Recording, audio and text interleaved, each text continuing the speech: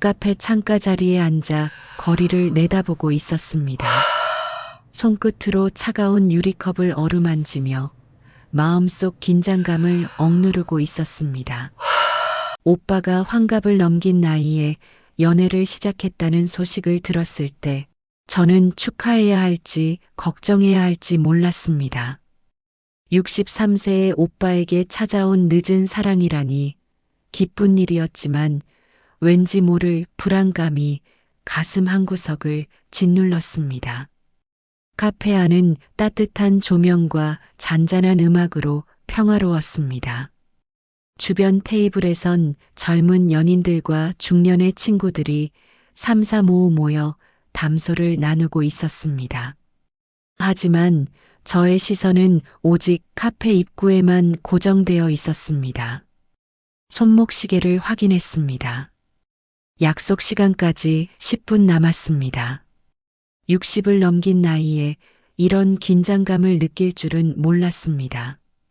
숨을 깊게 들이마시고 내쉬었습니다. 핸드백 속 휴대폰이 진동했습니다. 오빠에게서 온 메시지였습니다. 5분 뒤에 도착해. 미리 자리 잡아놔줘. 저는 답장을 보내고 다시 컵을 들어 올렸습니다. 미지근해진 커피가 목을 타고 넘어갔습니다. 그때였습니다. 카페 입구에 유리문이 열리며 종소리가 울렸습니다. 오빠가 밝은 미소를 띤 채 들어섰습니다. 환갑을 넘긴 오빠의 얼굴에는 젊은이 같은 생기가 넘쳤습니다. 그 옆에는 한 여성이 서 있었습니다. 단정한 베이지색 코트를 입은 그녀는 오빠보다 조금 작은 키로 나란히 걸어 들어왔습니다. 50대 후반의 그녀는 또래보다 젊어 보였습니다. 저는 그 순간 숨이 멎는 듯 했습니다. 심장이 쿵 하고 내려앉았습니다. 손에 들고 있던 컵이 살짝 흔들렸습니다. 시선이 자동으로 그녀의 얼굴에 고정되었습니다. 그 눈매, 그 미소, 그 특유의 말투를 흉내내는 듯한 입가의 움직임. 설마 뇌리에 스쳐 지나가는 장면들이 있었습니다. 딸이 눈물 흘리며 전화하던 목소리. 엄마, 시어머니가 나한테 또.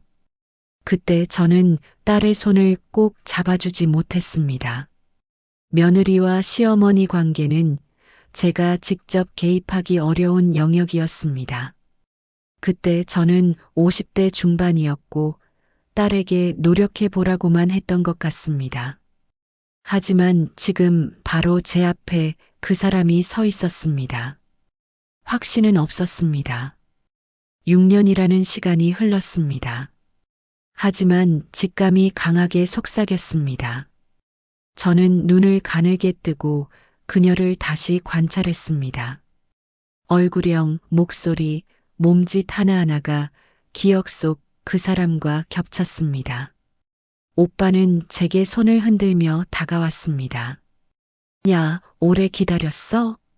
목소리는 밝고 경쾌했습니다. 오빠의 눈가에는 세월의 주름이 깊게 패여 있었지만 오늘만큼은 젊은이처럼 생기가 넘쳤습니다. 환갑을 넘긴 오빠가 이렇게 행복해하는 모습을 본 지 오래였습니다. 저는 겉으로는 웃음을 지으며 고개를 저었습니다. 아니, 방금 왔어. 그녀가 오빠 옆에서 살짝 고개를 숙이며 인사했습니다. 안녕하세요. 처음 뵙겠습니다. 목소리는 부드러웠습니다. 하지만 그 억양, 그 특유의 끝을 살짝 올리는 말투가 제 귓전을 때렸습니다. 저는 최대한 침착하게 미소를 지었습니다. 60년을 살아온 세월이 저를 침착하게 만들었습니다. 네, 반갑습니다. 악수를 청했습니다. 그녀의 손은 차가웠습니다. 손마디에 세월의 흔적이 보였습니다. 저는 그 손을 잡는 순간 과거 딸이 겪었던 고통이 파노라마처럼 스쳐 지나가는 것을 느꼈습니다. 가슴속 어딘가에서 분노가 꿈틀거렸습니다. 하지만 표정은 흐트러지지 않았습니다. 오빠가 자리에 앉으며 말했습니다. 자, 이제 우리 셋이 편하게 이야기 좀 해보자. 나이 들어서 이렇게 만나니 더 좋네. 저는 고개를 끄덕이며 자리에 앉았습니다. 그녀 역시 오빠 옆에 자리를 잡았습니다. 테이블 위로 메뉴판이 놓였고 오빠는 종업원을 불렀습니다. 하지만 저의 시선은 여전히 그녀에게 고정되어 있었습니다. 그녀는 저를 전혀 알아보지 못하는 듯 했습니다. 얼굴에는 아무런 동요도 없었습니다. 사람을 잘 못 알아보는 성격이라고 오빠가 말했던 게 떠올랐습니다. 아니면 정말로 저를 기억하지 못하는 걸까요? 6년이라는 시간이 기억을 흐리게 만들었을까요? 오빠가 주문을 마치고 저를 향해 물었습니다. 너 요즘 어때? 선영이는 잘 지내고? 그 질문에 저는 잠시 숨을 멈췄습니다. 선영이. 그 단어가 공기 중에 떠돌았습니다. 저는 천천히 고개를 끄덕였습니다. 응, 잘 지내. 그녀가 미소를 지으며 끼어들었습니다. 따님이 있으시구나. 몇 살이세요? 목소리는 여전히 부드러웠습니다. 하지만 제 귓속에서는 그 목소리가 날카롭게 울렸습니다. 저는 잠시 침묵했습니다. 그리고 대답했습니다. 31예요. 아, 그러시구나. 그녀는 자연스럽게 웃었습니다. 하지만 저는 그 미소 뒤에 숨겨진 무언가를 읽으려 애썼습니다. 과거 딸을 괴롭혔던 그 얼굴이 맞는지 확신을 얻고 싶었습니다. 오빠가 커피를 한 모금 마시며 말했습니다. 우리 이 나이에 이렇게 만나서 좋아. 편하게 이야기하자. 서로 알아가는 시간이니까. 저는 고개를 끄덕였습니다. 하지만 마음속으로는 다짐했습니다. 오빠의 행복을 지키는 것도 중요했지만 딸이 겪었던 고통을 외면할 수는 없었습니다.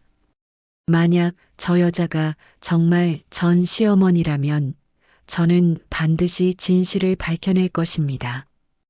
60을 넘긴 나이지만 아직 딸을 지킬 힘은 남아 있었습니다. 카페 안은 여전히 평화로웠습니다.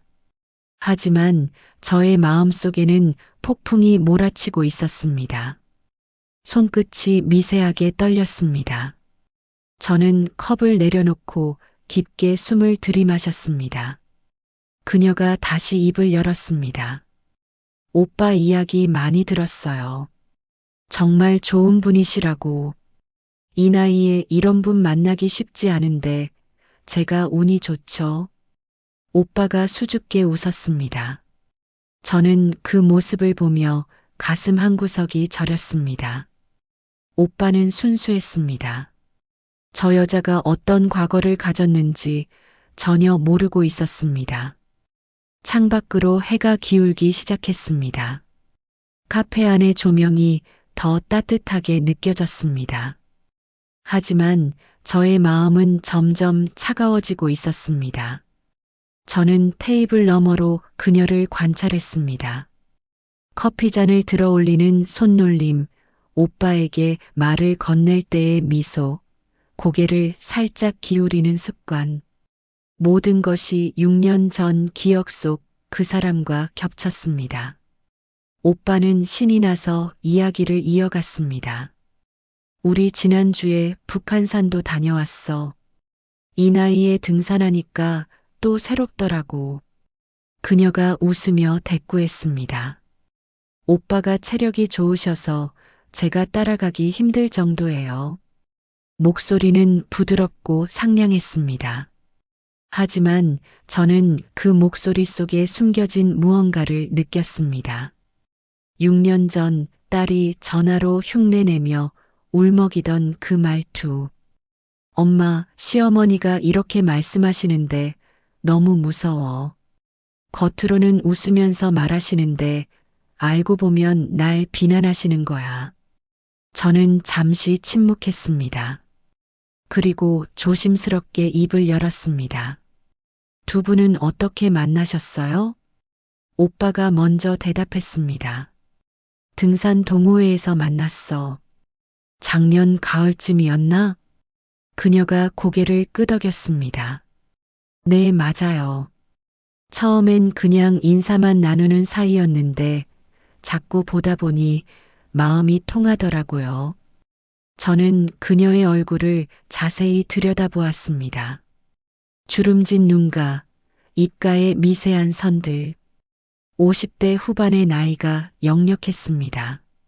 하지만 화장은 정갈했고 옷차림도 단정했습니다. 겉보기에는 흠잡을 데 없는 중년 여성이었습니다. 카페 안의 조명이 조금 더 밝아졌습니다. 해가 완전히 지고 있었습니다.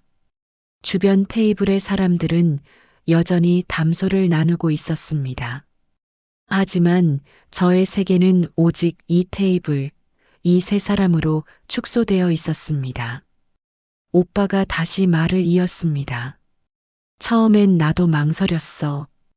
이 나이에 무슨 연애냐 싶기도 하고.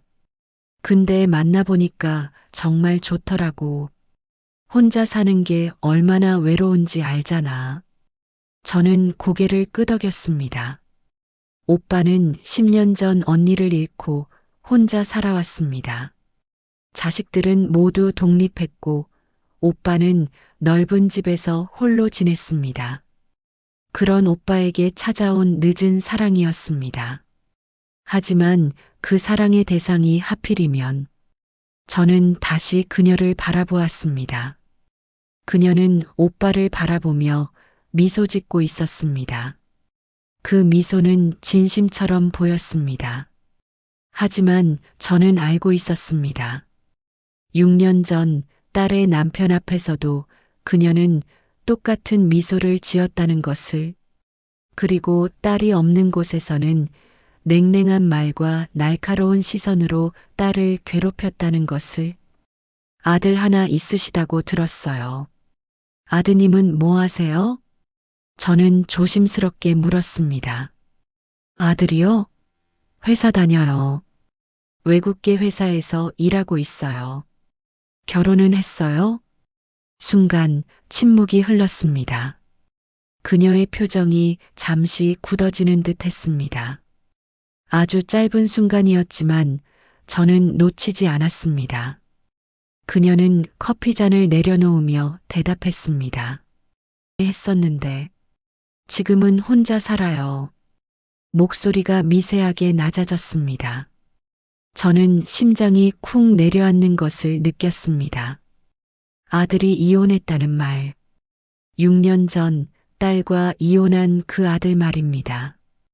오빠가 어색함을 깨려는 듯 말했습니다. 요즘은 이혼하는 사람들이 많잖아. 우리 세대는 이해하기 어렵지만. 그녀가 고개를 끄덕였습니다. 맞아요. 젊은 사람들 생각은 우리랑 다르니까요. 저는 그녀의 눈을 똑바로 바라보았습니다. 그 눈빛 속에서 무언가를 찾으려 했습니다. 죄책감? 후회? 아니면 아무것도 없을까요? 하지만 그녀의 눈은 담담했습니다. 마치 아무 일도 없었던 것처럼. 저는 숨을 깊게 들이마셨습니다. 감정을 억눌렀습니다. 지금 이 자리에서 폭발해서는 안 됩니다. 확신이 필요했습니다. 그리고 전략이 필요했습니다. 오빠가 시계를 보며 말했습니다. 벌써 이렇게 됐네. 우리 저녁이나 같이 먹을까? 그녀가 미소 지으며 대답했습니다. 좋아요. 여동생분도 괜찮으시면. 저를 향한 시선이었습니다. 저는 잠시 망설였습니다. 이 자리를 더 이어가야 할까요? 아니면 여기서 물러나야 할까요? 하지만 저는 결심했습니다. 네, 좋아요. 세 사람은 자리에서 일어났습니다. 오빠가 계산을 하는 동안 저는 그녀 옆에 섰습니다. 그녀는 핸드백을 챙기며 저를 힐끗 쳐다보았습니다. 그 시선이 묘했습니다. 마치 이 사람 나를 아는 것 같은데 하는 의문이 스치는 듯 했습니다. 하지만 곧 그녀는 미소를 지으며 말했습니다. 오빠 여동생분을 만나게 되어서 정말 기뻐요. 가족처럼 편하게 지냈으면 좋겠어요. 가족이라는 단어. 그 단어가 제 가슴을 찔렀습니다. 6년 전 그녀는 딸을 가족이라고 불렀습니다. 그리고 가족이라는 이름으로 딸을 괴롭혔습니다. 저는 침착하게 대답했습니다. 네, 저도 그랬으면 좋겠어요. 카페를 나서자 차가운 저녁 바람이 불었습니다. 거리에는 퇴근길 사람들로 붐볐습니다. 오빠가 앞장서서 걸었고 그녀가 그 옆을 따랐습니다. 저는 두 사람의 뒷모습을 바라보며 천천히 걸었습니다. 오빠의 어깨는 평소보다 더 펴져 있었습니다. 행복해 보였습니다. 그녀는 오빠의 팔짱을 살짝 끼며 무언가 이야기했습니다. 오빠가 웃었습니다. 저는 그 모습을 보며 마음이 복잡했습니다. 오빠의 행복을 깨뜨려야 할까요? 아니면 그냥 모른 척 해야 할까요? 하지만 딸의 얼굴이 떠올랐습니다. 23살의 어린 나이에 결혼했다가 2년 만에 상처받고 돌아온 딸. 지금도 가끔 악몽에 시달린다는 딸. 31살이 되도록 새로운 사랑을 시작하지 못하는 딸. 저는 결심했습니다. 반드시 진실을 밝혀내리라고. 식당에 도착했습니다. 한정식집이었습니다. 오빠가 예약해둔 곳이라고 했습니다. 세 사람은 조용한 방으로 안내받았습니다. 방문이 닫히자 더욱 밀폐된 공간이 되었습니다. 음식이 나오기 시작했습니다. 저는 젓가락을 들었지만 입맛이 없었습니다. 그녀는 자연스럽게 반찬을 집어 먹으며 오빠와 대화했습니다. 이 집 음식 정말 맛있네요. 그치? 내가 자주 오는 곳이야. 저는 두 사람의 대화를 들으며 관찰했습니다. 시간이 흘렀습니다. 식사가 끝나갈 무렵 오빠가 말했습니다. 다음 주말에 우리 집에서 작은 모임 할까 해. 친구들이랑 친척들 좀 불러서 너도 와. 저는 고개를 들었습니다. 응, 갈게. 그녀가 미소 지으며 말했습니다. 그럼 저도 준비 많이 해야겠네요. 처음으로 가족들 앞에 서는 거니까. 저는 그 말을 들으며 속으로 다짐했습니다. 그날 모든 걸 확인하겠어. 저는 집에 돌아와 거실 소파에 앉았습니다. 불도 켜지 않은 채 어둠 속에서 멍하니 창밖을 바라보았습니다. 도시의 불빛들이 반짝이고 있었지만 제 마음은 어두웠습니다. 핸드백에서 휴대폰을 꺼냈습니다. 딸에게 전화를 걸까 망설였습니다. 하지만 곧 포기했습니다. 저는 눈을 감았습니다. 그러자 6년 전의 기억이 선명하게 떠올랐습니다. 딸이 23살이던 해봄이었습니다. 어린 딸은 사랑하는 사람이 생겼다며 결혼을 결심했습니다. 상대는 3살 연상의 회사원이었습니다. 저는 딸이 너무 어리다고 생각했지만 딸의 행복한 얼굴을 보며 허락했습니다. 결혼식 날 저는 신랑 어머니를 처음 만났습니다. 50대 초반의 그녀는 단정한 한복을 입고 있었습니다. 인사를 나눴지만 그저 스쳐 지나가는 만남이었습니다. 사돈 간의 격식적인 인사였습니다. 결혼 후 3개월쯤 지났을 때였습니다. 딸에게서 전화가 왔습니다. 엄마, 목소리가 떨리고 있었습니다. 저는 가슴이 철렁 내려앉았습니다. 왜? 무슨 일이야? 시어머니가 나한테 자꾸 이상한 말씀을 하셔. 무슨 말? 딸은 한참을 망설이다가 말했습니다. 겉으로는 웃으시면서 말씀하시는데, 알고 보면 날 무시하시는 거야. 요즘 젊은 애들은 왜 이래? 집안일을 배워오질 못했네, 이런 식으로.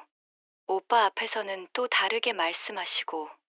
저는 숨을 깊게 들이마셨습니다. 시어머니와 며느리의 갈등, 흔한 일이라고 생각했습니다.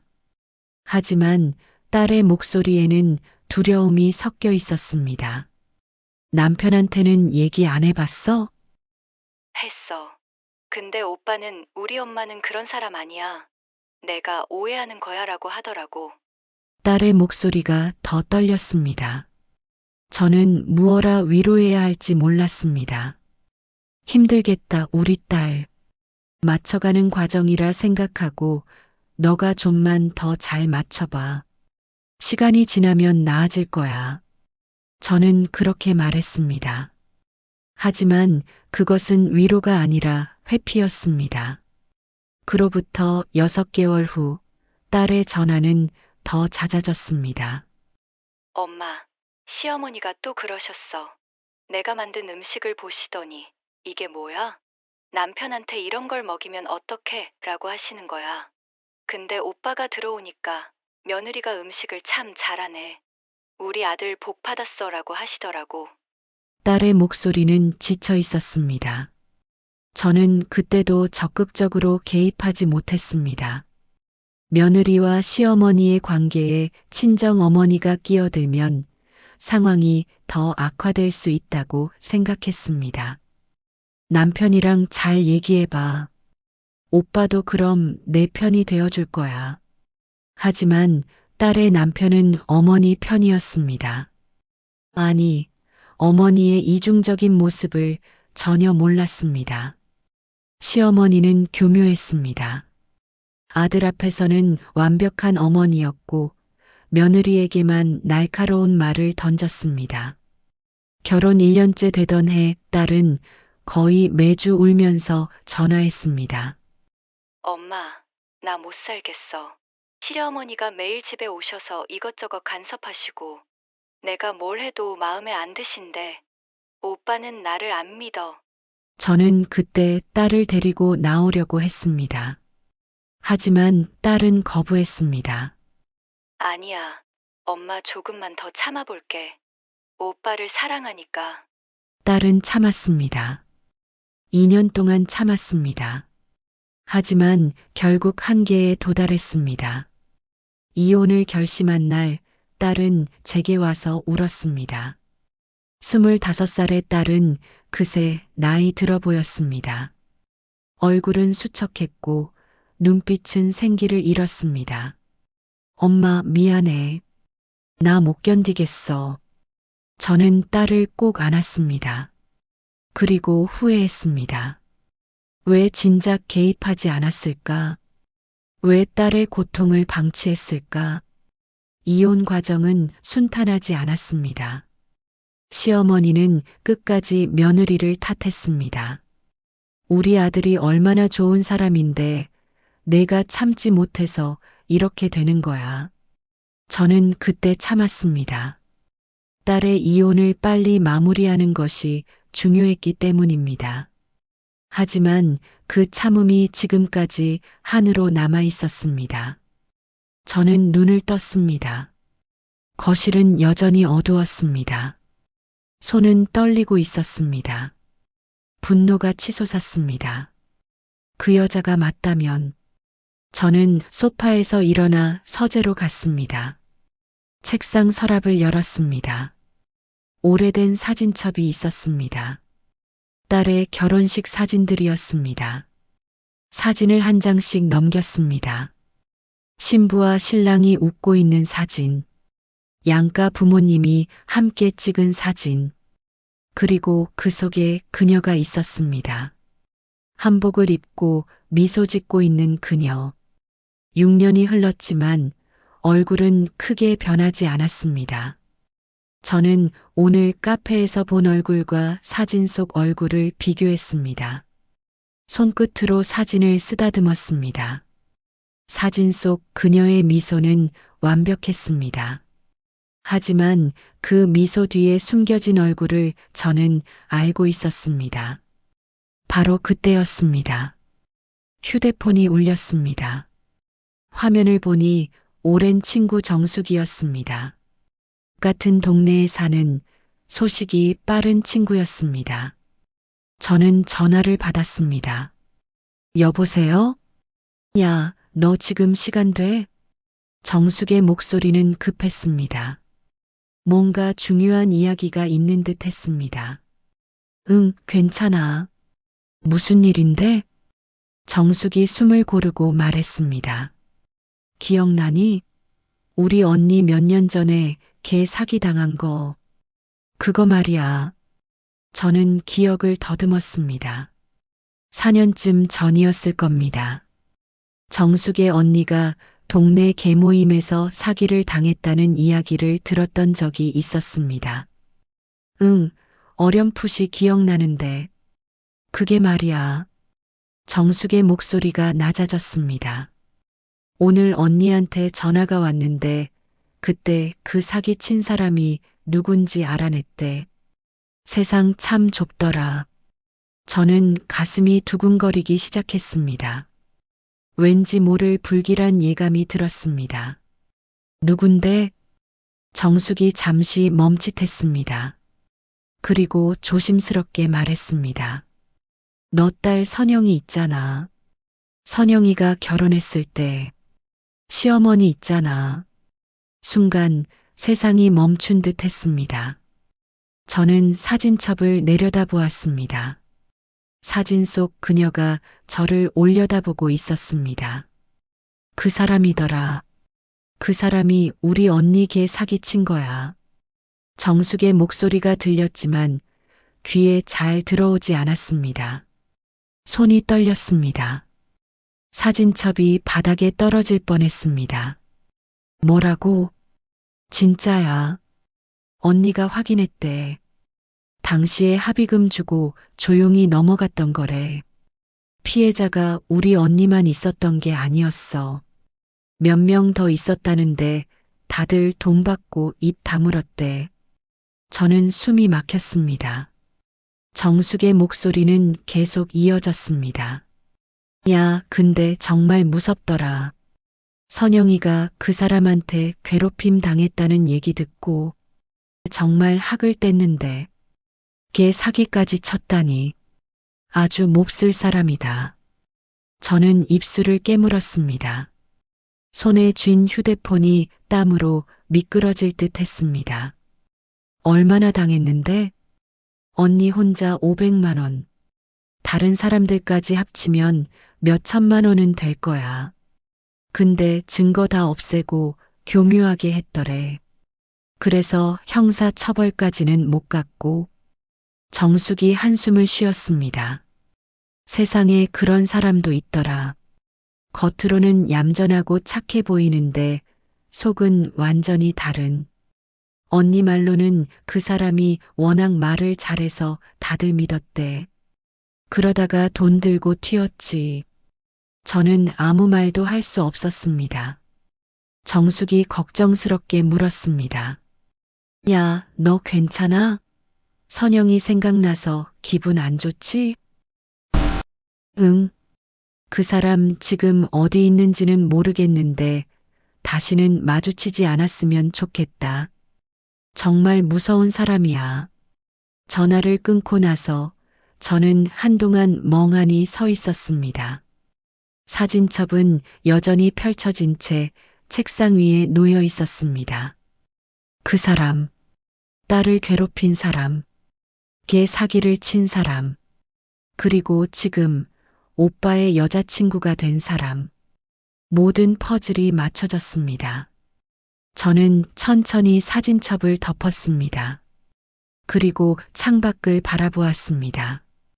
밤은 깊어가고 있었습니다. 가슴속에서 무언가가 타오르기 시작했습니다. 분노였습니다. 하지만 그것은 통제된 분노였습니다. 6년 동안 삭혔던 분노가 이제 방향을 찾은 것입니다. 반드시 막아야 해. 저는 주먹을 쥐었습니다. 다음 주말 모임. 그곳에서 모든 것을 확인하고 진실을 밝힐 것입니다. 딸의 얼굴이 떠올랐습니다. 이번엔 내가 나서야 해. 이번엔 반드시. 며칠 후 오빠 집 앞에 섰습니다. 손에는 과일 바구니가 들려 있었습니다. 현관문 너머로 웃음소리와 대화소리가 들렸습니다. 이미 몇 명이 도착한 모양이었습니다. 숨을 깊게 들이마셨습니다. 지난 일주일 동안 저는 이 순간을 준비했습니다. 초인종을 눌렀습니다. 잠시 후 문이 열렸습니다. 오빠가 환한 미소로 저를 맞이했습니다. 왔어? 어서 들어와. 응, 다들 모이셨네. 저는 신발을 벗으며 안을 둘러보았습니다. 거실에는 친척들과 오빠의 친구들이 모여 있었습니다.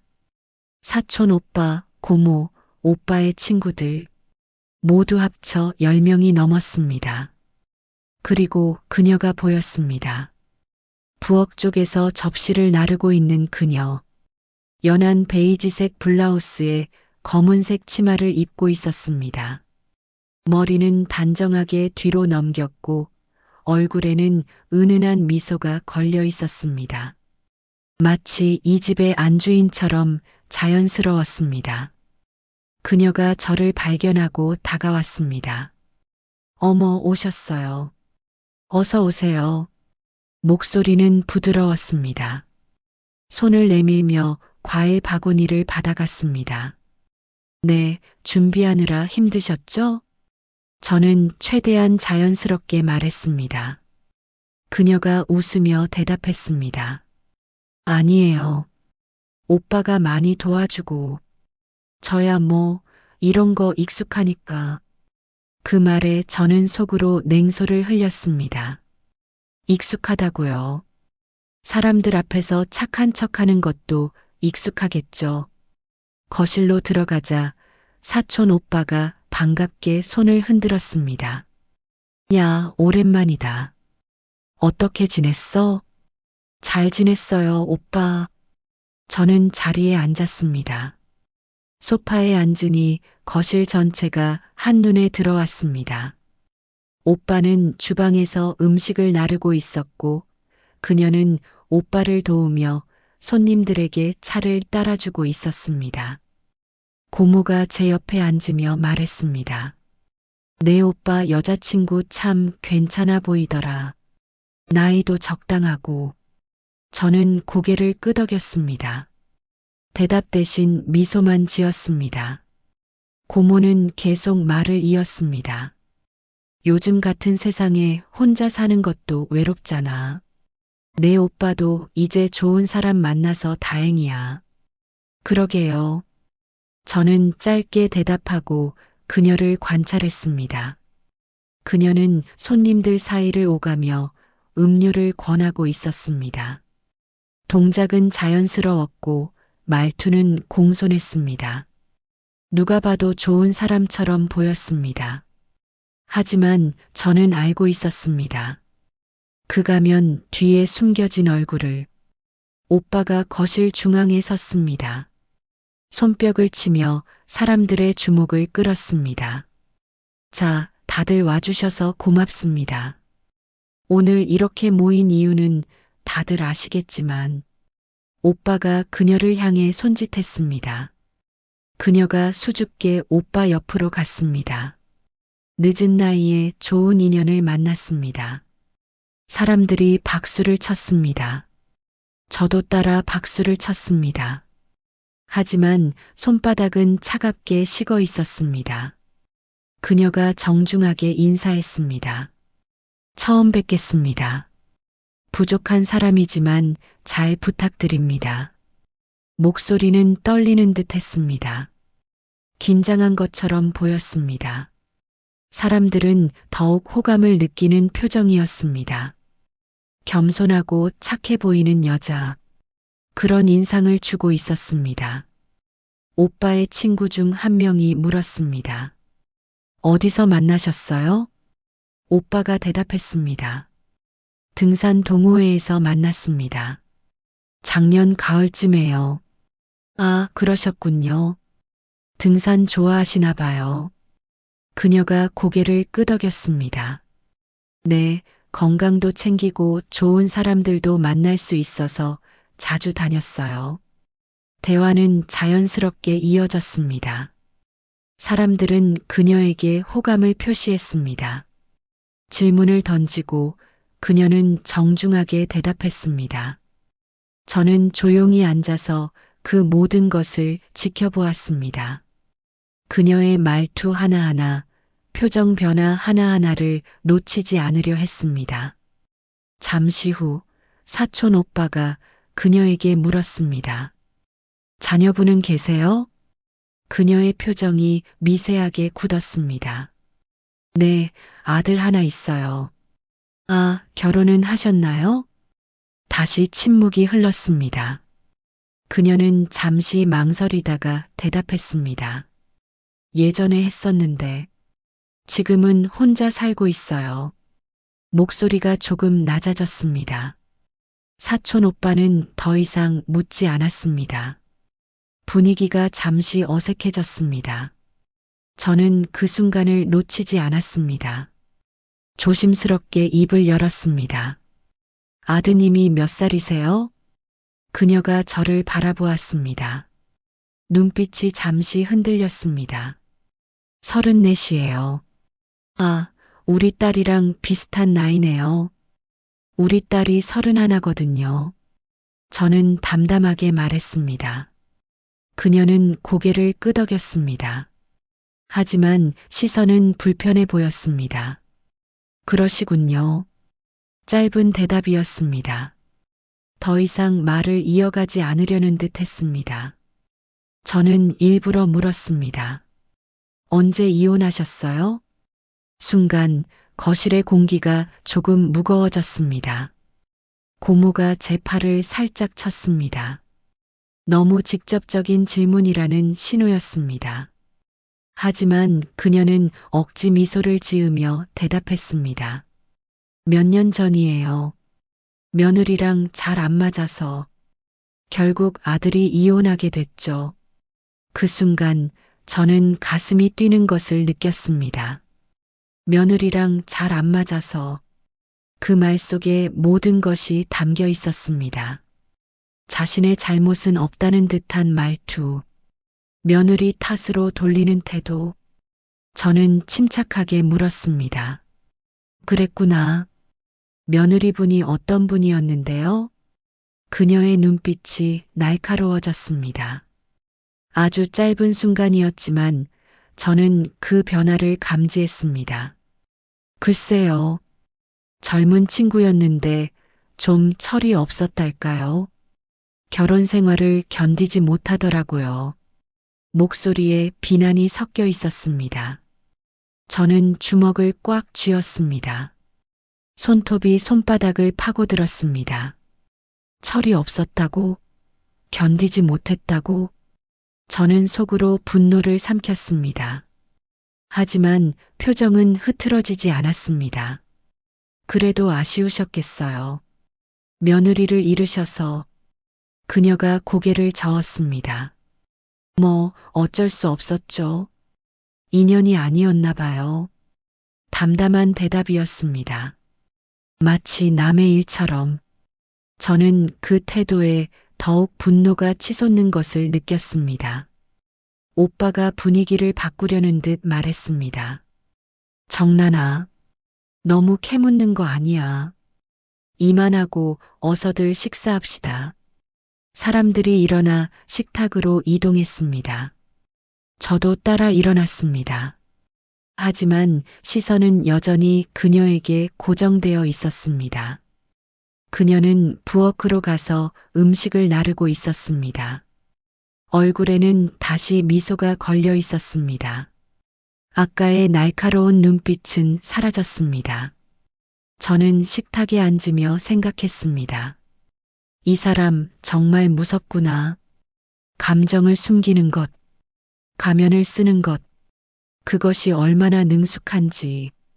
6년 전에도 그랬을 것입니다. 딸 앞에서는 냉랭하고 날카로웠지만 아들 앞에서는 다정한 어머니였을 것입니다. 식사가 시작되었습니다. 사람들은 음식을 먹으며 즐겁게 대화했습니다. 오빠는 행복해 보였습니다. 그녀 역시 편안한 표정으로 손님들을 챙겼습니다. 하지만 저는 음식이 목으로 넘어가지 않았습니다. 식사가 끝날 무렵까지 저는 이야기를 꺼내지 못했습니다. 저는 집에 돌아와 소파에 앉았습니다. 온몸에 긴장이 풀리지 않았습니다. 오빠 집에서의 몇 시간이 마치 전쟁터 같았습니다. 겉으로는 평화로운 가족 모임이었지만 제 안에서는 폭풍이 몰아치고 있었습니다. 휴대폰을 꺼내 정숙에게 전화를 걸었습니다. 몇 번의 신호음 후 정숙이 받았습니다. 너 오늘 오빠 집 다녀왔다며? 어땠어? 응. 정수가, 나 지금 너희 집에 가도 되니? 언니한테 직접 얘기 좀 들어야 할 것 같아. 정숙의 목소리가 진지해졌습니다. 그래 와. 언니도 지금 집에 계셔. 기다릴게. 30분 후, 저는 정숙의 집 거실에 앉아 있었습니다. 정숙의 언니 명희 씨도 함께 자리했습니다. 명희 씨는 60대 초반으로 저보다 2살 많았습니다. 얼굴에는 세월의 주름이 깊게 패여 있었습니다. 언니, 그때 일 자세히 좀 들려주실 수 있으세요? 저는 조심스럽게 물었습니다. 명희 씨가 차를 한 모금 마시고 입을 열었습니다. 그게 4년 전 일이지. 우리 동네 주부들끼리 개를 하나 만들었어. 다들 얼굴 아는 사람들이었고 믿을 만한 사람들이었지. 명희 씨의 목소리는 담담했지만 그 속에 씁쓸함이 배어 있었습니다. 그 여자가 개주를 맡겠다고 했어. 워낙 말을 잘하고 사람들한테 신뢰를 주더라고. 나이도 있고 점잖아 보였어.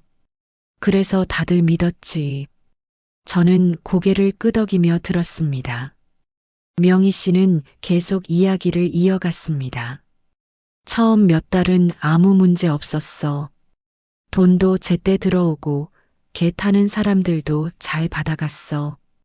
근데 6개월쯤 지나니까 이상한 거야. 어떡해요? 갑자기 연락이 안 되더라고. 전화해도 안 받고 문자 보내도 답이 없고 그래서 집에 찾아갔는데 명희 씨가 한숨을 쉬었습니다. 이미 이사를 간 거야. 아무한테도 말 안 하고 그제야 우리가 당한 걸 알았지. 저는 주먹을 쥐었습니다. 손바닥에 땀이 맺혔습니다. 얼마나 손해 보셨어요? 나는 500만 원. 근데 다른 사람들은 더 많이 당했어. 어떤 분은 1,000만 원 넘게 잃었어. 다 합치면 한 5천만 원은 될 거야. 5천만 원. 결코 작은 돈이 아니었습니다. 저는 그 액수에 치를 떨었습니다. 정숙이 끼어들었습니다. 그래서 경찰에 신고는 했어? 명희 씨가 고개를 저었습니다. 했지. 근데 그 여자가 워낙 교묘하게 했더라고. 증거를 다 없앴어. 걔 장부도 없고 문자나 통화 기록도 지워버렸고 그냥 돈 빌렸다가 갚겠다는 식으로 둘러댔대. 그럼 어떻게 됐어요? 결국 합의했어. 그 여자 아들이 나서서 돈을 일부 갚겠다고 했거든. 피해자들도 지쳐서 그냥 받아들였어.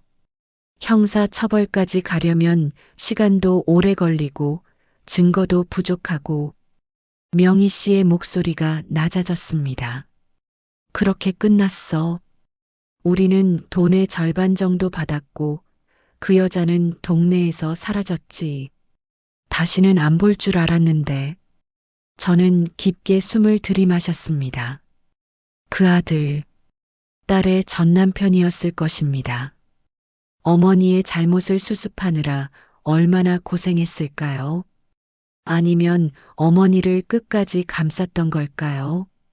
언니, 혹시 그 여자 이름 기억나세요? 명희 씨가 잠시 생각하더니 대답했습니다. 이름이 김영숙이었던 것 같아. 근데 확실하지는 않아. 워낙 오래됐고 일부러 잊으려고 했거든.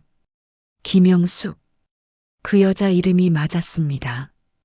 그 사람 특징 같은 거 더 기억나는 거 있으세요? 명희 씨가 고개를 끄덕였습니다. 있지. 말을 되게 잘해. 사람 마음을 잘 읽고 상대가 원하는 말을 해줘. 그래서 처음엔 다들 좋아했어. 참 따뜻한 사람이다. 배려심이 있다. 이런 말 많이 했거든. 저는 오늘 오빠 집에서 본 그녀의 모습이 떠올랐습니다.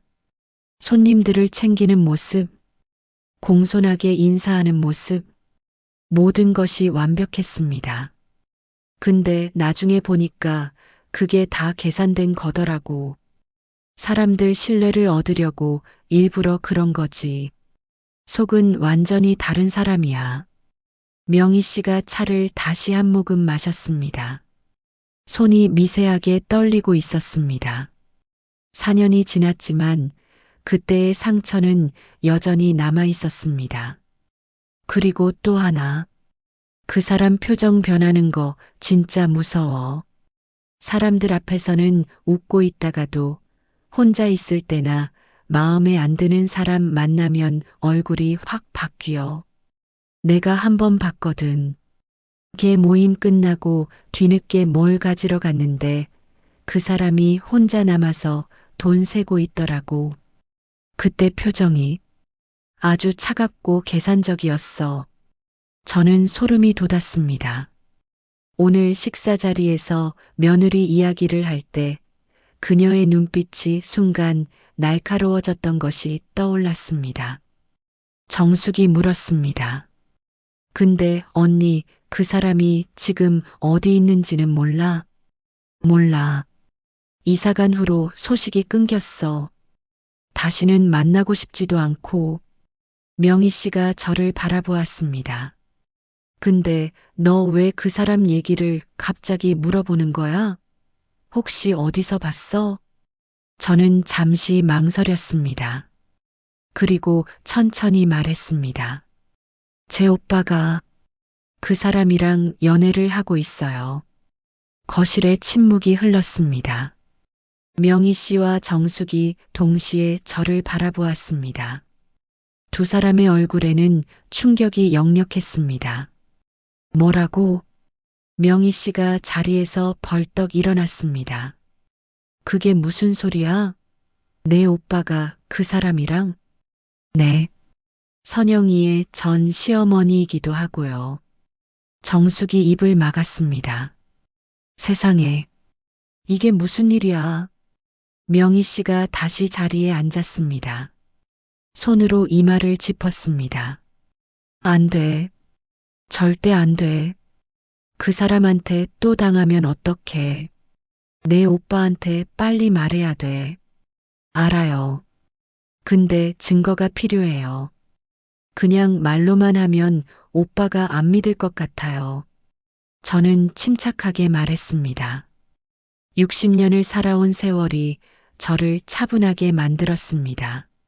명희 씨가 고개를 끄덕였습니다. 그래, 증거. 증거가 있어야지. 근데 우리가 뭘 줄 수 있을까? 당시 합의서나 관련 서류 같은 거 혹시 남아 있으세요? 명희 씨가 잠시 생각하더니 말했습니다. 있을 거야. 집에 어딘가 보관해뒀을 텐데. 찾아볼게. 그리고 다른 피해자들 연락처도 있어. 필요하면 그 사람들한테도 연락해 볼 수 있어. 정말요? 그럼 정말 큰 도움이 될 것 같아요. 저는 감사의 마음을 표했습니다. 명희 씨가 제 손을 꼭 잡았습니다. 당연하지. 내 오빠를 그 사람한테 빼앗길 순 없어. 우리가 도와줄게. 정숙도 고개를 끄덕였습니다. 그래. 이번엔 제대로 해야 돼. 그 사람이 더 이상 다른 사람 해치지 못하게. 저는 두 사람을 바라보았습니다. 마음이 조금 따뜻해졌습니다. 혼자가 아니었습니다. 함께 싸워줄 사람들이 있었습니다. 고마워요, 정말. 명희 씨가 일어서며 말했습니다. 잠깐만 기다려봐. 지금 당장 찾아볼게. 명희 씨는 안방으로 들어갔습니다. 서랍을 뒤지는 소리가 들렸습니다. 저와 정숙은 거실에 앉아 기다렸습니다. 10분쯤 지나자 명희 씨가 나왔습니다. 손에는 낡은 서류 봉투가 들려 있었습니다. 찾았어. 이게 당시 합의서야. 명희 씨가 서류를 꺼냈습니다. 저는 그것을 받아들었습니다. 종이는 낡아 있었지만 내용은 또렷했습니다.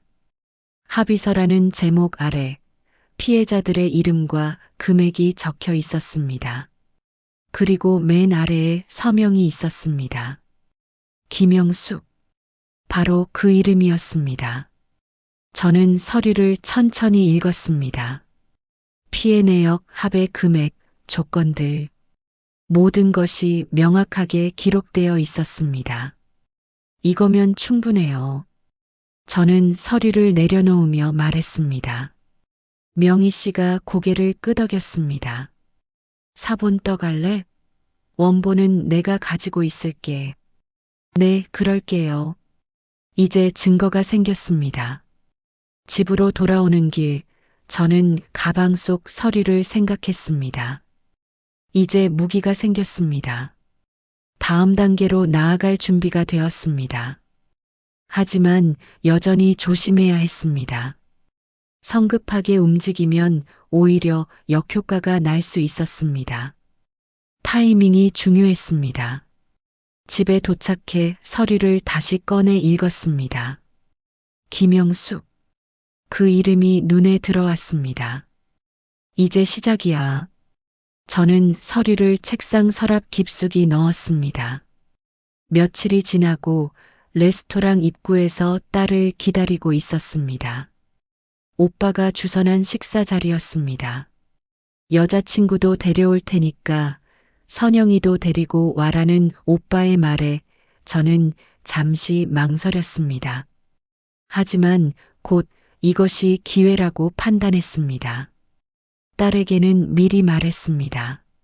삼촌 여자친구가 내전 시어머니인 것 같아 딸은 전화기 너머로 숨을 멈췄습니다. 그리고 조용히 말했습니다. 엄마, 내가 확인해 볼게. 택시 한 대가 멈춰 섰습니다. 딸이 내렸습니다. 검은색 원피스를 입은 딸은 31살답지 않게 성숙해 보였습니다. 하지만 얼굴에는 긴장이 역력했습니다. 엄마, 왔구나, 괜찮겠어? 딸이 고개를 끄덕였습니다. 하지만 손은 떨리고 있었습니다. 저는 딸의 손을 꼭 잡았습니다. 겁낼 거 없어. 엄마가 있잖아. 응. 근데 정말 그 사람이면 어떡해? 딸의 목소리가 작아졌습니다. 저는 딸을 안심시키려 미소 지었습니다. 그럼 우리가 대처하는 거지. 이번엔 내가 가만히 있지 않을 거야. 두 사람은 레스토랑 안으로 들어갔습니다. 오빠가 예약한 테이블은 창가 쪽이었습니다. 오빠와 김영숙이 이미 와 있었습니다. 오빠가 손을 흔들었습니다. 야, 여기야. 선영이도 왔네. 오랜만이다. 딸이 작게 인사했습니다. 안녕하세요, 삼촌. 그때 김영숙의 시선이 딸에게 향했습니다. 저는 그 순간을 놓치지 않았습니다. 김영숙의 얼굴이 미세하게 굳었습니다. 눈동자가 흔들렸습니다. 하지만 그것은 찰나였습니다. 곧 김영숙은 미소를 지으며 말했습니다. 어머, 따님이시구나. 처음 뵙겠습니다. 목소리는 자연스러웠습니다. 하지만 저는 알아차렸습니다. 그녀가 딸을 알아봤다는 것을. 딸도 김영숙을 바라보았습니다. 딸의 얼굴이 창백해졌습니다. 손이 더 심하게 떨렸습니다. 저는 딸의 손을 더 꽉 잡았습니다. 네 사람은 자리에 앉았습니다. 오빠는 메뉴판을 펼치며 말했습니다. 오늘은 내가 쏘는 거니까 편하게 먹어. 고마워, 오빠. 저는 대답하면서도 시선은 김영숙에게 고정했습니다.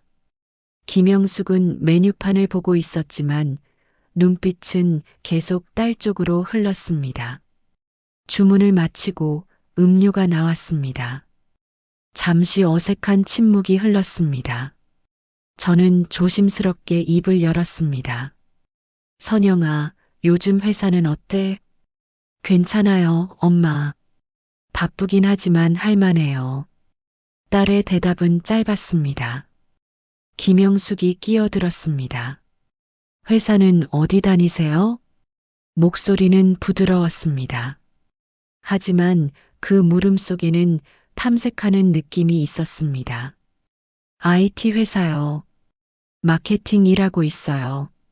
아, 요즘 젊은 분들은 다들 능력 있으시더라고요. 김영숙이 미소 지으며 말했습니다. 겉으로는 칭찬이었지만 저는 그 말 속에 담긴 다른 의미를 읽었습니다. 너 같은 애가 무슨 능력이 있겠어라는 비아냥이 숨어 있는 듯 했습니다. 딸도 그것을 느꼈는지 표정이 더 굳어졌습니다. 저는 화제를 돌렸습니다. 영숙 씨는 예전에 무슨 일 하셨어요? 아, 저요? 집에서 살림만 했어요. 남편 여의고 혼자 아들 키우느라 바쁘게 살았죠. 김영숙의 대답은 담담했습니다. 하지만 저는 그 말이 거짓인지 진실인지 판단할 수 없었습니다. 힘드셨겠어요. 뭐, 그렇게 살았죠. 아들 하나 잘 키우는 게 목표였으니까요. 김영숙이 물을 한 모금 마셨습니다. 그리고 슬쩍 딸을 바라보았습니다. 그 시선이 날카로웠습니다. 저는 다시 물었습니다. 아드님은 지금 뭐 하신다고 했죠? 회사 다녀요. 외국계 회사에서 결혼은 하셨다가 이혼하셨다고 들었는데 순간 테이블에 침묵이 흘렀습니다. 김영숙의 표정이 미묘하게 변했습니다. 딸은 고개를 숙이고 있었습니다. 네, 그랬어요. 며느리가 워낙 어렸거든요. 결혼 생활을 감당 못하더라고요. 김영숙의 목소리에 비난이 섞였습니다. 저는 주먹을 쥐었습니다. 뭐? 며느리가 참을성이 없더라고요. 조금만 말하면 바로 삐지고 남편한테 거짓말도 하고 그 말에 딸의 어깨가 미세하게 떨렸습니다. 저는 딸의 손을 테이블 아래에서 꼭 잡았습니다. 거짓말이요? 제가 물었습니다. 김영숙이 고개를 끄덕였습니다. 네. 제가 뭐라고 한 적도 없는데 남편한테 가서 시어머니가 나를 괴롭힌다고 하더라고요. 정말 어이가 없었어요. 저는 숨을 깊게 들이마셨습니다. 감정을 억눌렀습니다. 하지만 딸은 이미 눈물을 참고 있는 것 같았습니다. 오빠가 분위기를 바꾸려는 듯 말했습니다. 아, 음식 나온다. 다들 맛있게 먹자. 웨이터가 음식을 가져왔습니다. 하지만 네 사람 모두 식욕이 없어 보였습니다. 저는 포크를 들면서 은근하게 말했습니다. 그나저나 요즘 동네에서 개 모임 사기 사건 많다고 하던데요. 순간 김영숙의 손이 멈췄습니다. 물잔을 들려던 손이 공중에서 정지했습니다. 그래요? 김영숙의 목소리가 조금 떨렸습니다. 네. 제 친구 언니가 몇 년 전에 당했대요. 개주가 돈을 들고 도망갔다나 뭐래나. 세상에. 무서운 일이네요. 김영숙이 물을 마셨습니다. 손이 미세하게 떨렸습니다. 저는 그것을 확인했습니다. 그러게요. 근데 그 개주가 워낙 말을 잘해서 사람들이 다 속았대요. 겉으로는 착해 보이고 신뢰 가는 사람이었다나요. 김영숙이 아무 대답도 하지 않았습니다. 그저 음식을 집어먹는 척 했습니다. 하지만 얼굴은 약간 굳어 있었습니다. 저는 계속 이어갔습니다. 그 사람이 50대 여자였대요. 이름이 뭐였더라? 김씨 성이었던 것 같은데. 김영숙의 포크가 접시에 부딪혔습니다. 작은 소리였지만 긴장감이 느껴졌습니다. 죄송해요. 손이 미끄러졌네요. 김영숙이 억지 미소를 지으며 말했습니다. 하지만 눈빛은 흔들리고 있었습니다. 오빠가 눈치 없이 말했습니다. 야, 무슨 그런 무서운 얘기를 식사 중에 해. 기분 나빠지잖아. 미안해, 오빠. 그냥 생각나서. 저는 사과했습니다. 하지만 속으로는 만족스러웠습니다. 김영숙의 반응을 확인했으니까요. 식사는 어색하게 이어졌습니다. 김영숙은 예전처럼 편안한 모습이 아니었습니다. 계속 딸을 힐끔거리며 보았고 제 말에도 신경 쓰는 듯 했습니다. 디저트가 나왔을 때 저는 다시 한번 압박했습니다. 영숙 씨, 혹시 동네 개 모임 같은 거 하세요? 김영숙이 고개를 저었습니다. 아니요. 저는 그런 거 안 해요. 믿을 수가 없어서요. 그래요? 현명하시네요. 요즘은 믿을 사람이 없으니까. 저는 의미심장하게 말했습니다. 김영숙이 저를 바라보았습니다. 그 눈빛 속에 경계심이 들어 있었습니다. 이 사람 뭔가 알고 있나? 김영숙의 표정에서 그런 의문이 읽혔습니다. 저는 침착하게 미소 지었습니다. 식사가 끝났습니다. 오빠가 계산을 하러 갔고 잠시 세 사람만 남았습니다. 김영숙이 화장실에 간다며 자리를 떴습니다. 딸이 작은 목소리로 말했습니다. 엄마, 그 사람 맞아. 맞지? 응. 목소리, 말투, 표정. 다 똑같아. 6년이 지났지만 절대 잊을 수 없어. 딸의 눈에 눈물이 맺혔습니다. 저는 딸을 안았습니다. 괜찮아. 이제 엄마가 해결할 거야. 김영숙이 돌아왔습니다. 저와 딸은 자연스럽게 떨어졌습니다. 김영숙은 우리를 의심스럽게 바라보았습니다. 레스토랑을 나서면서 저는 김영숙에게 말했습니다. 오늘 좋았어요. 다음에 또 만나요. 네. 그러세요. 김영숙의 대답은 기계적이었습니다. 얼굴에는 긴장이 가시지 않았습니다. 오빠와 김영숙이 먼저 떠났습니다. 저와 딸은 그 뒷모습을 바라보았습니다. 엄마, 이제 어떻게 할 거야? 다음 주에 삼촌이 만나자고 했는데 그때 제대로 끝낼 거야. 저는 단호하게 말했습니다. 딸이 고개를 끄덕였습니다. 괜찮아. 내가 겪은 고통을 이제야 갚아주는 거야. 두 사람은 손을 잡고 걸었습니다. 저는 마음속으로 다짐했습니다. 이제 마지막 준비야. 며칠 뒤 오빠에게서 온 전화를 받았습니다. 잠깐 집에 들를 수 있어? 상의할 게 있어서 목소리는 평소와 달리 무거웠습니다. 저는 직감했습니다. 무언가 변화가 생겼다는 것을. 1시간 후 저는 오빠 집 문을 두드렸습니다. 문이 열렸고 오빠가 피곤한 얼굴로 맞이했습니다. 들어와. 거실에는 김영숙도 앉아 있었습니다. 얼굴에는 긴장이 역력했습니다. 저를 보자 불편한 표정을 지었습니다. 저는 소파에 앉았습니다. 오빠가 차를 내왔습니다. 잠시 침묵이 흘렀습니다. 오빠가 먼저 입을 열었습니다. 저번 식사 자리 이후로 영숙 씨가 좀 불편해하더라고. 저는 김영숙을 바라보았습니다. 그녀는 시선을 피했습니다. 무엇이 불편하셨는데요? 제가 물었습니다. 김영숙이 작은 목소리로 대답했습니다. 그냥 분위기가 좀 어색했어요. 어색했다고요? 저는 되묻었습니다. 김영숙이 고개를 들어 저를 바라보았습니다. 눈빛에는 경계심이 가득했습니다. 저를 좋아하지 않으시는 것 같아서요. 직설적인 말이었습니다. 저는 잠시 놀랐습니다. 하지만 곧 침착하게 대답했습니다.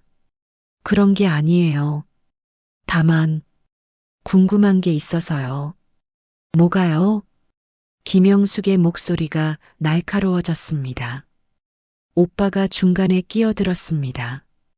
야, 무슨 일인지 나도 모르겠는데 두 사람이 무슨 문제라도 있어? 저는 오빠를 바라보았습니다. 그리고 천천히 말했습니다. 오빠 영숙 씨에 대해서 얼마나 알고 있어? 뭘 알긴. 등산 동호회에서 만났고 좋은 사람이야. 그걸로 충분하잖아. 오빠의 대답은 순진했습니다. 저는 한숨을 쉬었습니다. 오빠 영숙 씨 과거에 대해서는 들어본 적 있어? 김영숙의 얼굴이 창백해졌습니다. 손이 떨리기 시작했습니다. 무슨 소리야? 오빠가 의아한 표정으로 물었습니다. 저는 가방에서 서류를 꺼냈습니다. 명희 씨에게서 받은 합의서 사본이었습니다. 이게 뭔데? 오빠가 서류를 받아들었습니다. 저는 침착하게 설명했습니다. 4년 전에 있었던 개 사기 사건 합의서예요. 피해자 중 한 명이 제 친구 언니고요. 오빠 정숙이 알지? 정숙이 언니 일이야. 오빠가 서류를 읽기 시작했습니다. 얼굴이 점점 굳어졌습니다. 김영숙은 자리에서 일어섰습니다. 이게 무슨 저는 모르는 일이에요. 목소리가 떨렸습니다. 하지만 저는 물러서지 않았습니다. 모르는 일이라고요? 여기 서명이 있잖아요. 김영숙. 본인 이름 맞죠? 김영숙이 입술을 깨물었습니다. 오빠가 저를 바라보았습니다. 이게 진짜야?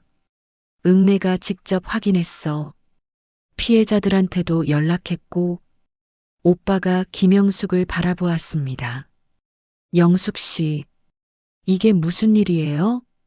김영숙이 손을 내저었습니다.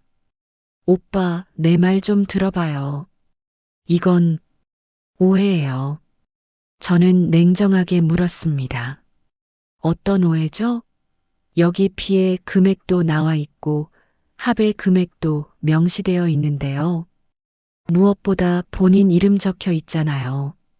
김영숙이 소파에 주저앉았습니다. 얼굴을 손으로 가렸습니다. 그건 제가 어쩔 수 없었어요. 당시에 형편이 어려웠고 목소리가 흐느끼는 듯 했습니다. 하지만 저는 속지 않았습니다. 어쩔 수 없었다고요? 5천만 원이 넘는 돈을 가지고 도망친 게 어쩔 수 없는 일이었나요? 오빠가 충격받은 표정으로 앉아 있었습니다. 손에 든 서류가 떨렸습니다. 김영숙이 고개를 들었습니다. 눈에는 눈물이 맺혀 있었습니다. 저도 그때 힘들었어요. 아들이 이혼하고 빚도 있었고, 그래서 잘못된 선택을 한 거예요. 잘못된 선택이라고 표현하기엔 너무 가볍지 않나요?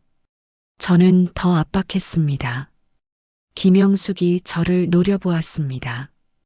그 눈빛에는 분노가 섞여 있었습니다. 저한테 왜 이러시는 거예요?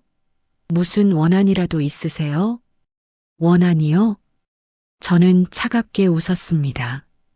영숙 씨, 제 딸 기억나세요? 순간 거실에 침묵이 흘렀습니다. 김영숙의 얼굴이 더 창백해졌습니다. 무슨 말씀이세요? 저번에 식사 자리에 왔던 선영이요. 제 딸이에요. 그리고 영숙 씨 전 며느리였죠. 숨을 멈췄습니다. 오빠가 두 사람을 번갈아 바라보았습니다. 뭐라고? 그게 무슨 소리야? 저는 오빠를 향해 말했습니다. 오빠는 그때 지방에 일이 있어서 선영이 결혼식에 못 왔었지. 그래서 몰랐을 텐데. 그때 시어머니가 바로 영숙 씨였어. 이 사람이 선영이를 2년 동안 괴롭혔고 결국 이혼까지 가게 만든 사람이라고. 오빠의 입이 벌어졌습니다. 서류가 바닥에 떨어졌습니다. 김영숙이 자리에서 벌떡 일어났습니다. 아니에요. 그건 오해예요. 저는 며느리를 괴롭힌 적 없어요. 목소리가 커졌습니다. 하지만 저는 침착했습니다. 오해라고요? 그럼 왜 선영이가 매일 밤 울면서 전화했을까요? 왜 결혼 2년 만에 이혼을 결심했을까요? 그건 며느리가 참을성이 없어서. 저는 한숨을 쉬었습니다. 항상 그러시더군요. 본인 잘못은 인정 안 하고 다른 사람 탓만 하시죠. 김영숙이 손가락으로 저를 가리켰습니다. 저를 모함하는 거예요. 오빠 믿지 마세요. 하지만 오빠는 이미 혼란스러운 표정이었습니다. 서류를 다시 집어들고 김영숙을 바라보았습니다. 영숙 씨, 이게 다 사실이에요? 김영숙이 오빠에게 다가갔습니다. 오빠, 제 말 좀 들어봐요. 그건 다 과거 일이에요. 제가 지금은 달라졌어요. 저는 비웃었습니다. 4년 전 일이 과거라고요? 그리고 지금도 달라진 게 없잖아요. 오빠한테 과거를 숨기고 접근한 것부터가 문제예요. 김영숙이 저를 노려보았습니다. 가면이 벗겨지기 시작했습니다. 얼굴에는 분노와 당황이 뒤섞여 있었습니다. 뭘 어쩌라고요? 과거가 있는 사람은 사랑할 자격도 없나요? 사랑이요? 저는 차갑게 물었습니다. 진짜 오빠를 사랑하는 거예요? 아니면 또 다른 목적이 있는 거예요? 김영숙이 입을 다물었습니다. 대답할 수 없었습니다. 오빠가 소파에 주저앉았습니다. 머리를 감싸쥐었습니다. 도대체 뭐가 진실이야? 저는 오빠 옆에 앉았습니다. 손을 그의 어깨에 얹었습니다. 오빠 받아들이기 힘들겠지만 오빠가 직접 판단해. 오빠가 고개를 끄덕였습니다. 김영숙이 가방을 집어들었습니다. 저는 가볼게요. 더 이상 여기 있어봤자 소용없을 것 같아요. 목소리는 차가웠습니다. 오빠가 그녀를 불렀습니다. 영숙 씨. 하지만 김영숙은 돌아보지 않았습니다. 현관문이 쾅 닫혔습니다. 거실에는 저와 오빠만 남았습니다. 오빠는 여전히 충격받은 표정이었습니다. 나는 정말 몰랐어. 알아, 오빠. 그 사람이 워낙 교묘했으니까. 선영이가 그런 고생을 했었구나. 오빠의 목소리가 떨렸습니다. 저는 고개를 끄덕였습니다. 응. 그래서 이번엔 가만히 있을 수 없었어. 오빠 미안해. 오빠가 서류를 다시 집어들었습니다. 한참을 읽더니 한숨을 쉬었습니다. 내가 속았구나. 오빠 잘못 아니고 누구라도 속았을 거야. 저는 위로했습니다. 하지만 오빠의 표정은 여전히 어두웠습니다. 다음에 그때 다시 얘기하자. 나도 생각 좀 해봐야겠어. 알겠어, 오빠. 저는 자리에서 일어났습니다. 오빠를 혼자 두는 것이 나을 것 같았습니다. 김영숙이 떠난 후 거실에는 여전히 무거운 공기가 감돌았습니다. 하지만 그것은 불편함이 아니라 긴 싸움을 끝낸 후의 고요함이었습니다. 그 일이 있고 며칠 후 자리를 마련해서 모두가 모였습니다. 오빠의 눈은 충혈되어 있었지만 표정은 조금 편안해 보였습니다. 오빠가 천천히 고개를 들었습니다. 미안해. 다들. 목소리는 작았습니다. 왜 미안해? 잘못한 게 뭐가 있어? 내가 사람을 제대로 못 봤잖아. 오빠가 쓸쓸하게 웃었습니다. 저는 오빠의 어깨를 두드렸습니다. 오빠, 누구나 속을 수 있어. 그 사람이 워낙 교묘했으니까. 명희 씨가 고개를 끄덕였습니다. 맞아요. 저희도 다 속았어요. 처음엔 정말 좋은 사람인 줄 알았으니까요. 사촌 오빠가 차를 따르며 말했습니다. 중요한 건 지금이라도 알게 됐다는 거야. 더 깊어지기 전에. 오빠가 저를 바라보았습니다. 내가 아니었으면 나는 끝까지 몰랐을 거야. 가족이잖아, 오빠. 저는 담담하게 말했습니다. 그리고 선영이를 위해서라도 가만히 있을 수 없었어. 딸이 고개를 숙였습니다. 눈가가 붉어져 있었습니다. 오빠가 딸을 바라보았습니다. 선영아, 삼촌이 미안하다. 내가 그런 고생을 했는지 몰랐어. 괜찮아요. 이제 다 끝났어요. 딸이 고개를 들어 미소 지었습니다. 그 미소에는 해방감이 담겨 있었습니다. 6년 동안 짊어졌던 짐을 내려놓은 듯한 표정이었습니다. 정숙이 조심스럽게 물었습니다. 근데 그 사람, 앞으로 어떻게 될까? 명희 씨가 한숨을 쉬었습니다. 글쎄, 법적으로는 이미 합의가 끝났으니까. 다만 동네에서는 더 이상 못 살겠지. 그것만으로도 충분해. 저는 말했습니다. 더 이상 다른 사람을 해치지 못하게 하는 것, 그게 제 목표였으니까요. 사촌 오빠가 고개를 끄덕였습니다. 잘했어. 정말로. 시간이 흘렀습니다. 사람들은 조금씩 긴장을 풀기 시작했습니다. 차를 마시고 가벼운 대화를 나누었습니다. 분위기가 점차 따뜻해졌습니다. 고모가 웃으며 말했습니다. 이제 우리 오빠 제대로 된 사람 만나야 하는 거 아니야? 오빠가 손을 내저었습니다. 아니야. 당분간은 혼자 살 거야. 이번 일로 지쳤어. 그것도 좋지. 저는 동의했습니다. 천천히 생각하세요. 좋은 사람은 언젠가 나타날 거야. 오빠가 쓸쓸하게 웃었습니다. 하지만 그 웃음 속에는 안도감도 섞여 있었습니다. 저녁 7시가 되었습니다. 사람들이 하나둘 자리에서 일어났습니다. 명희 언니가 저에게 다가왔습니다. 정말 고생 많았어. 잘 해결돼서 다행이에요. 언니 덕분이에요. 명희 언니가 제 손을 꼭 잡았습니다. 이제 우리도 좀 후련해요. 네. 정말 고마워요. 명희 언니와 정숙이 먼저 떠났습니다. 사촌 오빠와 고모도 작별 인사를 하고 나갔습니다. 거실에는 저와 오빠 그리고 딸만 남았습니다. 해가 지네. 그러게요. 저는 오빠 옆에 섰습니다. 석양이 아름다웠습니다. 붉은 빛이 하늘을 물들이고 있었습니다. 오빠가 한숨을 쉬었습니다. 힘들지? 응.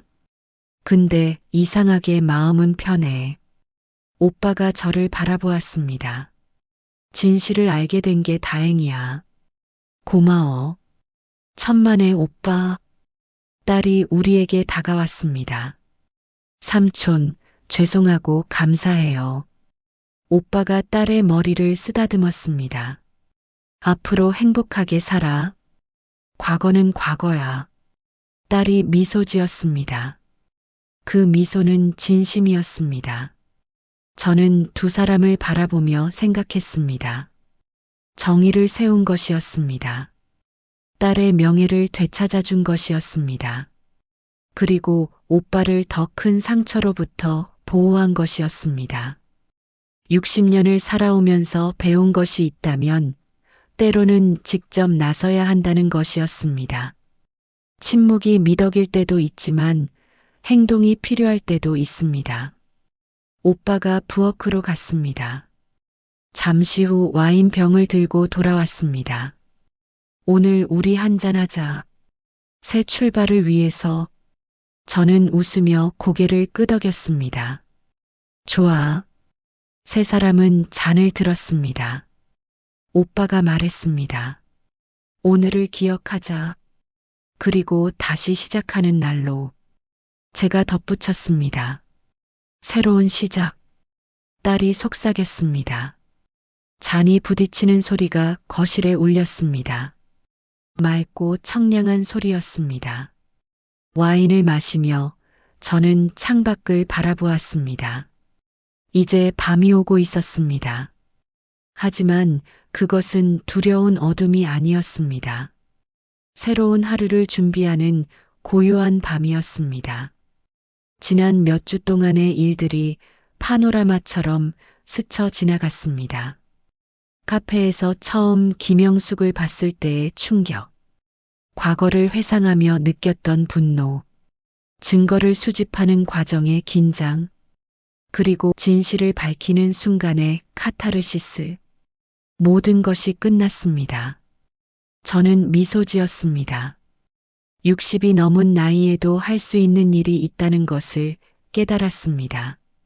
나이가 들어도 정의를 위해 싸울 수 있다는 것을. 그리고 이번에는 더 행복할 것입니다. 이번 이야기를 통해 여러분께 전하고 싶은 것은 때로는 침묵이 미덕일 때도 있지만 정의를 위해 행동하는 용기가 필요하다는 점입니다. 그리고 아무리 시간이 흘러도 선은 결국 이기고 악은 벌을 받는다는 믿음을 잊지 않으셨으면 합니다. 이야기 재미있게 들으셨다면 구독과 좋아요 부탁드립니다. 다음번에 더 재밌고 감동적인 이야기로 찾아뵙겠습니다. 지금까지 살다가 보면 이었습니다. 감사합니다.